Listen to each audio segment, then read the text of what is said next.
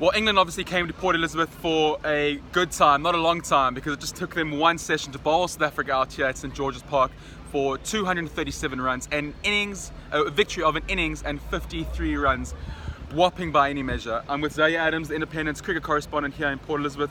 Zaheer, I mean, it's a big question, but where did it go wrong for South Africa? From the very first coin toss, I reckon. I think when South Africa lost the toss, they put themselves under pressure. Yes, it's a lottery at any point in time, but the Skippers lost 6 in a row now, so it does put the team just a little bit on the back foot. Also, I thought the surface didn't quite suit South Africa, and their selection didn't help it when they went Werner Philander and Dane Patterson. Maybe possibly when you play the extra batter, you play, so those are the questions that I think that from the get-go, that's where it went wrong. And then obviously that big partnership between was it Ben Stokes and Ollie Pope that just took the game away. That just took the game away from South Africa. And then you got Dom Best taking 5 wickets, and Joe Root 4 in the second inning. So there's so many things that went wrong. To pinpoint it on one particular thing, I think that would be unfair to many people. I think it's just very wrong at the moment. Well, you mentioned the coin toss, and that the bounce of a coin is obviously something that Faf du Plessis can't control. He can't control Kagiso Rabada, he can't control Quinton de Kock playing a push shot, but something he can control is the team selection. So let's focus on that. You touched on the selection of Dane Patterson and Werner Philander on the same side. Mark Boucher came into this as head coach, and he said that he had to make tough decisions. He wasn't going to let sentiment or politics dictate his decision making. Do you think with Werner Philander's imminent retirement that his selection was partly based on sentiment? I think that definitely came into the consideration. I think, but I think even with the retirement, they've got it wrong, because they could have said, Vern, you know what? It was tough scenes down at Newlands on a surface that maybe didn't also particularly suit him, and then rather just put your feet up in Port Elizabeth and come back refreshed, going into the Wanderers.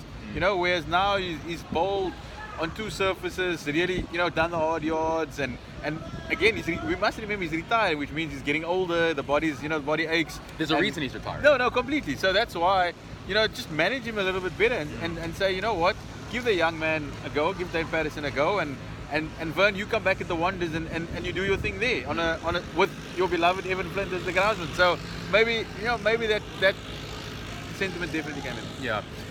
Another thing that I think South Africa got wrong, not necessarily today, but or in this match, but it manifested, is when Mark Boucher spoke that he didn't understand the rules. We didn't know the rules that led to Kagiso Rabada's banning. For me, that points to a management that hasn't left every stone unturned. Now, I'm not saying that it's Mark Boucher's fault, but someone within the camp surely must have. If he wasn't aware of it, that means the conversation wasn't happening. If the conversation wasn't happening, maybe that led to Kagiso Rabada not being conscious of it. Is that a fair assessment? I think. Are we going back to the duck with Lewis? Eric Simons, Mark Boucher was there that day again. Right. So are we going to go back to that?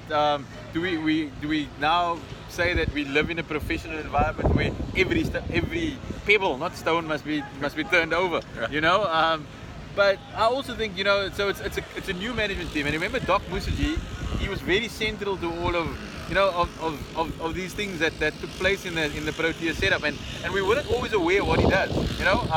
There was the thing that goes around that he's got 5 jobs in one. He's the doctor, he's the team manager, he's the liaison, all of those things. So the Doc not being there and just possibly just giving those reminders, guys, this is where we are, this is where we're at. Maybe that's something that they need to learn from, and as a collective management team, they need to be aware of when your senior strike bowler is 1 demerit point away from missing a test match. You can't sit there and say maybe we didn't know. Not good enough. Again, like you said earlier, it's not Mark Boucher's fault. It's a collective. Yes. It's a collective from a management point of view, saying, guys, this is what we need to look after. These are the things. We're aware of it. We need to be aware of it all the time. I mean, shutting the door after the horse is bolted is a pointless task, but you can make sure that the hinges work next time. I guess it's something that we're saying. Moving forward now, no Rabada, a wicket that's going to be bouncy. Mark Wood looked searingly quick here. Jofra Archer is going to be coming back. I mean, can South Africa turn this around? I mean, is it just a simple case of batting better and bowling better? I mean, put your selector hat on. What are you doing for the next match? I think before we get to that point, I think that the situation was we've been seeing surfaces that don't necessarily suit South Africa's bowling attack. Yeah. And I think that was possibly in respect to James Anderson, Stuart Broad, Jofra Archer, Mark Wood, where South Africa thought, you know what, we will bat better than England. You know, it's a young English batting lineup, Tom Sibley, Zach Crawley, Ollie Pope at the bottom there. You know, maybe we get Root, maybe we get Stokes, and we in amongst them. Right. You know, that was the mindset. Obviously, England's young players have played a hell of a lot better than ours. Yes. You know, and that's the point that I want to stress, that England's young players have come to South Africa and they've outdone themselves. I mean, Ollie Pope was majestic, wasn't he? Ollie Pope's been from Newlands already. He's just been somebody that's come in. So what does Kagiso Rabada do? He goes bang, bang, bang. So he gets Joe Root, Ollie Pope's at the crease, and he thinks, I'm going to go again. No, 200 runs later. Yeah. You know, and South Africa behind the 8 ball. So unfortunately for South Africa, Zubair Hamza hasn't quite worked out like they've hoped. Rassie van der Dussen, we've seen glimpses. Right. We've seen glimpses from Peter Malan. And that's the difference at the moment. And obviously the former Faf. Obviously the former Faf.